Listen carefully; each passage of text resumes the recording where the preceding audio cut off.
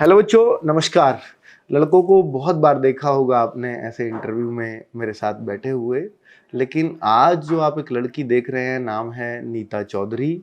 है ये अमरोहा से। इन्होंने सिलेक्शन लिया है एसएससी सीपीओ में। अभी जो रिजल्ट आया है इनकी 154 रैंक है।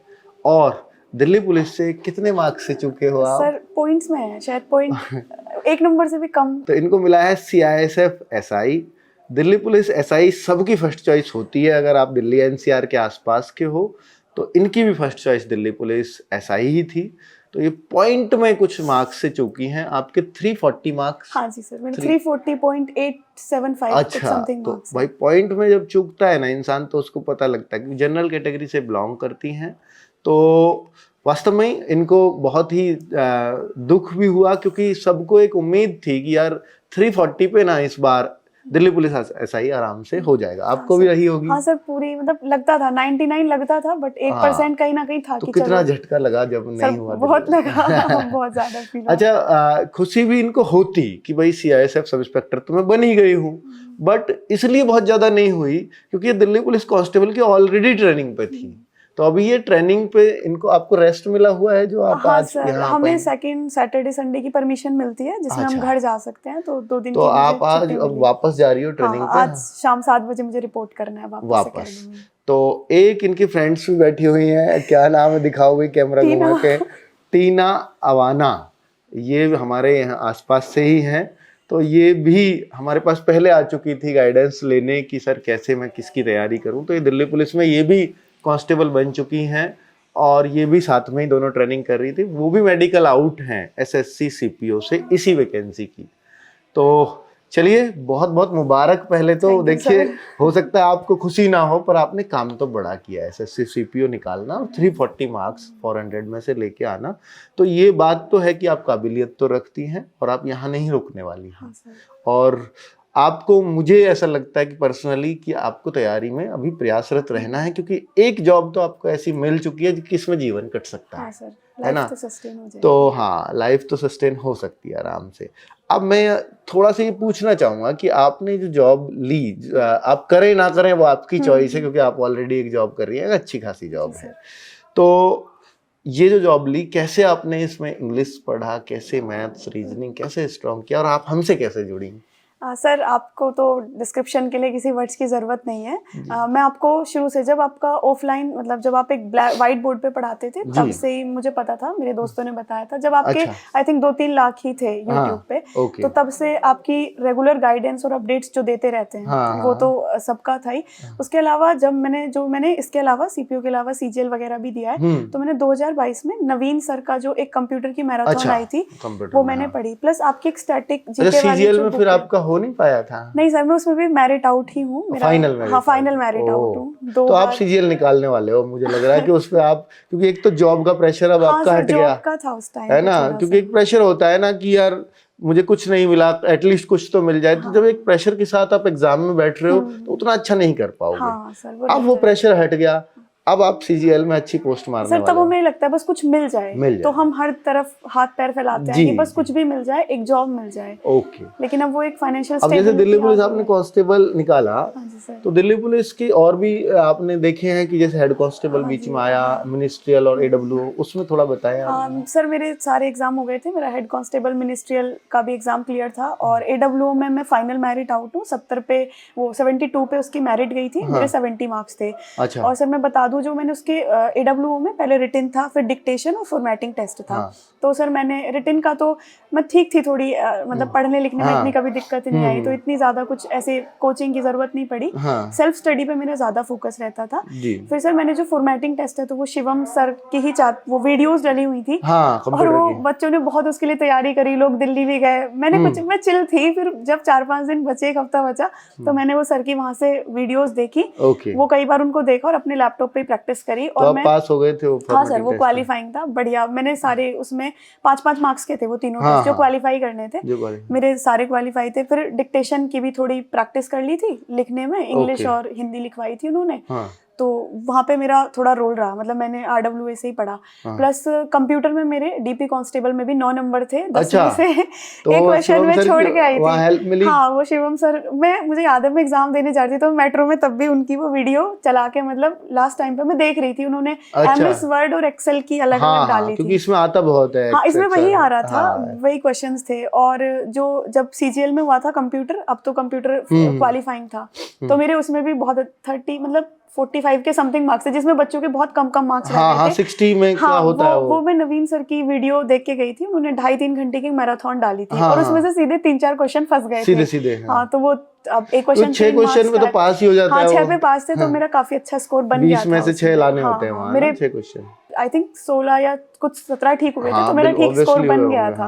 वहाँ बच्चे जॉब से रह गए थे क्योंकि वो कंप्यूटर में फेल थे। हाँ, अब 20 में से 16 करना, वो भी तो वो मेरे ठीक थे। और मुझे एकदम याद है, एकदम सीधा क्वेश्चन, एक तो जनरेशन में था कि जो ट्रांजिस्टर था वो कौन सी जनरेशन में है, वो सर के उससे ही था, तो 3-4 क्वेश्चन सीधे उस मैराथन क्लास से फंस गए। बहुत बढ़िया, बहुत। और उसके अलावा सर एक आपकी स्टैटिक जीके वाली बुक है, तो वो इसके पास ही थी, तो मैंने इसी से देखी, तो फिर वो रेफर करी, उससे भी थोड़ा पढ़ा। और यूट्यूब पे एक बार मुझे ना यूपी पुलिस का ऑपरेटर वाला एग्जाम था, उसका शायद एग्जाम अभी हुआ है फैब में, तो मेरा ये था कि ये जॉब भी अच्छी है, तो मैंने उसके लिए नवीन सर का, वो हिंदी सर मेरी बहुत वीक थी, मुझे कुछ नहीं पता था, तो मैंने सर का वो उनका कुछ रिकॉर्डेड, मतलब काफी पहले की वीडियोस पढ़ी हुई है, हिंदी साहित्य करके कुछ है, तो मैंने वहीं से पढ़ा था पूरा का पूरा। तो आपने मैथ्स कैसे करती थी आप, रीजनिंग मैथ्स? मैंने मॉक टेस्ट पे ज्यादा फोकस किया। मैंने सीधा क्या किया, थोड़ी चीजें ठीक थी, फिर YouTube वगैरह में देखा, तो जो टॉपिक वगैरह वीक होते थे वो कोई ठीक ठाक सी वीडियो मिल गई, वहां से पढ़ ली। सर मैं एक रिसोर्स तक लिमिटेड नहीं थी। आप जो है टॉपिक सर्च करके पढ़ती हो? हाँ, मैं टॉपिक करके जिसका ठीक लगा मान लो वो मैंने पढ़ लिया।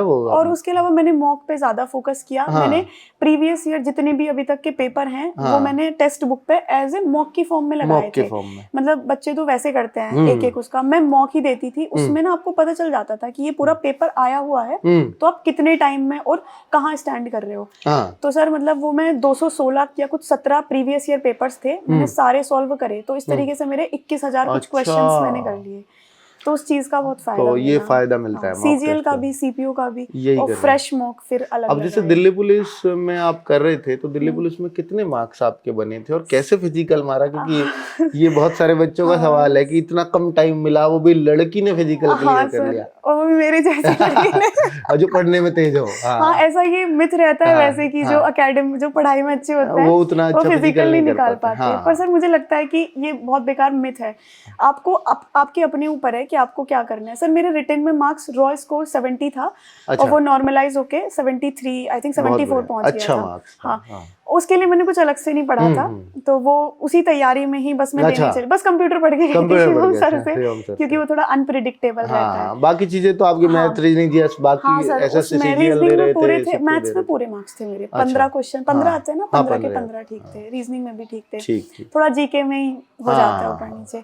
फिर सर फिजिकल में ऐसा हुआ था, मैंने ना CPO के लिए फिजिकल की तैयारी करी थी। मैं CPO 2022 में मुझे चोट लग गई थी, जिसके कारण मैं फिजिकल में लॉन्ग जंप नहीं कर पाई थी। सर ये मेरे साथ ही गई थी, उधर से उठा के, मतलब टीना ने बहुत हेल्प करी। मेरा फ्रैक्चर हो गया था, और मैंने फ्रैक्चर में भी रनिंग कर दी, और फिर तब तक मुझे लगा शायद कोई स्प्रेन वगैरह है, चलो चल रहे हैं। हम जलंधर पहुंच गए, हम तीनों दोस्त, हमने फिजिकल, हम मारेंगे फिजिकल, तो इन दोनों का हो गया था। जलंधर कोई ट्रेनिंग इंस्टीट्यूट है? नहीं सर, BSF ने जलंधर हमारा सेंटर पड़ा था उसके फिजिकल के लिए, पिछले बार वाला CPO 2022 में। बहुत बढ़िया। तब भी मेरे 145 नंबर थे, तो हम चले गए। फिर मैंने वहाँ पे 800 मीटर कर दी, स्प्रिंट भी। उसमें 4 अटेम्प्ट, 4 चीजें होती हैं। पहले 800 मीटर आपको करना है, फिर स्प्रिंट करनी है, फिर लॉन्ग हाई जंप, सब हो गया। फिर जब लॉन्ग जंप की बारी आई, सर वो इतना ज्यादा पेन ट्रिगर हो गया था कि आप सब, मतलब जिसको फ्रैक्चर हुआ होता है, तो वो फ्रैक्चर के पेन को समझ सकता है कि फ्रैक्चर का दर्द कैसा होता है। तो फिर मेरा ना लॉन्ग जंप में भी हो गई थी, वो हल्की सी हील उस पे लाइन पे टच हो गई, तो फिर वो नहीं वैलिड हुआ तीनों अटेम्प्ट। तो फिर इस बार मुझे ये था कि मुझे कोई रिस्क नहीं लेना, तो अक्टूबर में प्रीलिम्स होना था, मैंने सितंबर से ही ग्राउंड जाना शुरू कर दिया। बहुत बढ़िया। कि भाई कोई नहीं, मतलब पहले मुझे लगा कि थोड़ा एक्स्ट्रा टाइम जाएगा, मैंने कहा कोई नहीं, मैं वैसे भी दिन में सर हम काफी टाइम वेस्ट कर देते हैं, उससे बेटर है अगर हम 1 घंटा अपनी फिटनेस या फिर अपनी फिजिकल एक्टिविटी देना चाहिए, वो ज्यादा बेटर है। वो आगे जाके चाहे वो काम आए या ना आए, पर शरीर तो लेकिन वो पॉजिटिव ही रिजल्ट देगा। हर चीज काम आने के पर्पस से नहीं करनी चाहिए। तो फिर सर मैंने 1 महीना पहले ही, मैंने 11 सितंबर को ग्राउंड मैं चली गई थी पहले दिन, तो पहले मैं ऐसी थी सर, पहले मैं 100 मीटर टेस्ट देके तो ये लग गया होगा ना कि मेरा हो जाएगा वैसे हाँ, भी सर, तो मतलब प्री में confidence मुझे आ- कॉन्फिडेंस था कि मैं प्री निकाल लूंगी, मतलब मैं वेट नहीं करना चाहती थी क्योंकि नहीं मैं दिल्ली पुलिस की पूछ रहा हूँ, जैसे कि अच्छा सर, दिल्ली जैसे दिल्ली पुलिस का तो- एग्जाम देके ही पता लग गया हाँ होगा सर, कि मेरा उसका हो तो जाएगा, पता तो था। फिजिकल तो आपने तभी शुरू कर हाँ दिया सर, मैं और वही जोरों बता शोर रही से। हूँ कि हाँ ना, जैसे दिल्ली पुलिस का पेपर हुआ था मेरा 28 नवंबर को, हाँ और मेरा 22 नवंबर को सीपीओ का ओके फिजिकल था, तो वो सीपीओ की तैयारी ही मेरे आगे अच्छा काम आ अच्छा गई। अच्छा हाँ हालांकि फिर जब सीपीओ का फिजिकल निकल गया तो मैं थोड़ी रिलैक्स हो गई थी कि नहीं यार, मुझे डीपी में नहीं हाँ, मारना। नहीं सर मारना। मुझे नहीं उम्मीद थी मैं मार पाऊंगी। नहीं दिल्ली पुलिस का बहुत मुश्किल है सीपीओ के मुकाबले। सीपीओ तो कुछ भी नहीं है कुछ भी सर, वो नहीं तो है। ऐसे ही उठ के मार दो। डीपी तो बहुत मुश्किल है। फिर वही तैयारी तो फर्स्ट कंटिन्यूएशन में अटेम्प्ट रही। में लग पाई आपकी लॉन्ग और हाई? सर सब फर्स्ट में हो गया फर्स्ट था। में? इवन मेरी रनिंग की टाइमिंग मैंने यहाँ पे जब मारी थी अपने ग्राउंड पे ट्रायल दिया था सर, हम आपके ट्रायल में भी आने वाले थे। अच्छा। लेकिन हम इतने डीमोटिवेट हो चुके थे ना, एकदम से इतना सब कुछ जल्दी जल्दी हुआ। हाँ। और हमारा 19, इसका 18 को पड़ गया था, मेरा 19 को, और आपका शायद फिजिकल की आपने प्रीपोन्ड कर दी थी। बिल्कुल। पहले 13 को होना था, वो 11 को हाँ, किया था पहले शायद प्रीपोन्ड कर हमने। दिया हाँ। था। भाई हम नहीं जा रहे, अब नहीं हो पाएगा। अब वही करेंगे जो होगा। तो सर ठीक। मैंने 7:08 का टाइम रहता है, हाँ। मैंने 7:40 में मार दी थी, और फर्स्ट अटेम्प्ट में मेरी लॉन्ग क्लियर नहीं थी। प्री पॉइंट हमें इसलिए भी करना पड़ा, पहले हम 13 को हाँ। करने वाले थे, दिल्ली पुलिस ने 13 से हाँ, फिजिकल 13 शुरू से कर दिए। लड़कों के फिजिकल शुरू पहले हो गए 16 से होने वाले थे, फिर वो हाँ, 13 से हो गए। इसीलिए तो हम क्या करते? पहले हमारा फिक्स प्लान था कि हम दोनों जाएंगे, कि अच्छा। हम वहाँ पे आपका ट्रायल देने के लिए जी, आएंगे, पर जी, फिर जी। हमने कहा चलो वहीं मारेंगे। फिर सर मेरी पहले अटेम्प्ट में हाई लॉन्ग सब क्लियर थी, वहाँ बहुत 11 ही लगी थी, हम्म। तो वो उसमें कोई दिक्कत नहीं आई।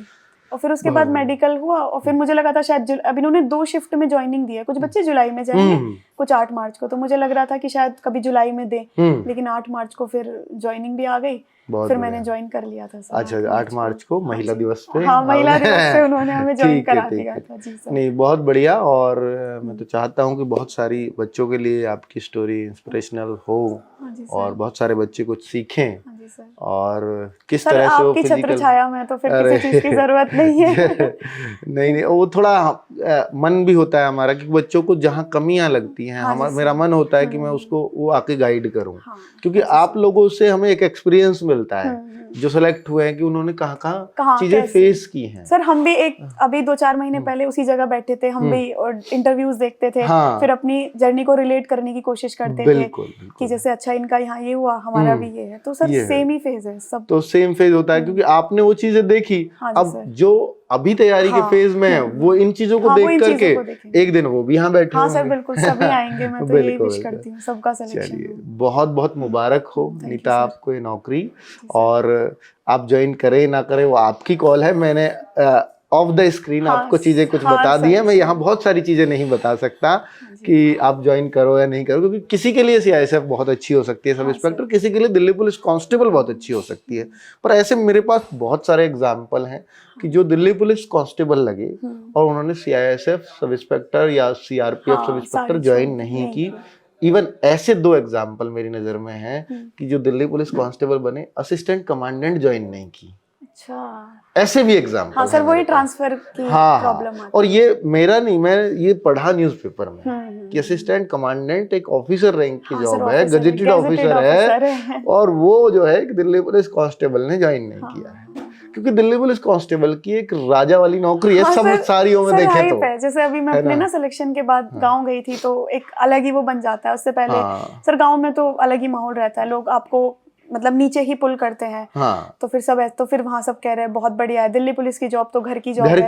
फिर मैं छुट्टी में होली पे चली गई, कह रहे तू तो अभी ट्रेनिंग पे गई थी, तुझे छुट्टी कैसे मिल गई? ये एक सबसे बड़ा एग्जांपल है कि आप ट्रेनिंग से कहीं और आ ही नहीं सकते। बीच में आओगे तो एक बार बीच में सबको छुट्टी मिलेगी, 6 महीने के बाद मिलती है छुट्टी। यहाँ पे भी बीच में ऐसा था कि पहले यहाँ भी ऐसे ही भेजते थे 3 महीने 6 महीने बाद, लेकिन अब क्या है कि सेकंड सैटरडे आ गया, कोई त्योहार आया जैसे होली वगैरह, उस पे भेज दिया घर को बच्चों को। कोऑपरेटिव तो है, मतलब दिल्ली पुलिस। और आपको वहाँ ट्रेनिंग पे भी पता लग रहा होगा कि कितना कोऑपरेटिव स्टाफ है।